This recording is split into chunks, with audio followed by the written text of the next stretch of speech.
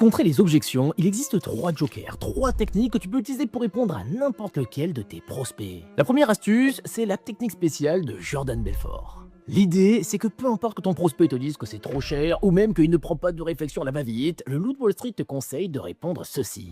Ok John, mais concrètement, qu'est-ce que vous pensez de ce que je viens de vous présenter? Cette formule invite subtilement ton prospect à révéler son jeu et clarifier son objection. Le deuxième joker que tu vas pouvoir utiliser vient de l'ancien négociateur du FBI Chris Voss et s'appelle le mirroring. L'idée, c'est que si jamais un client te dit « Écoutez, merci beaucoup, mais maintenant je dois dormir dessus », eh bien le mirroring consiste à reprendre les derniers mots prononcés par ton prospect et de lui dire « vous devez dormir dessus ?»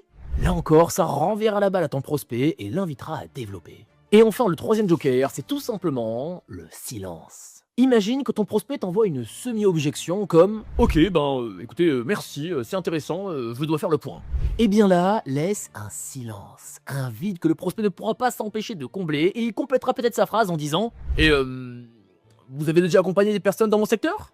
Boum. Là, sans rien dire ou sans être trop insistant, tu vas inviter ton prospect à te révéler sa crainte et donc tu augmentes tes chances de le rassurer et conclure la vente.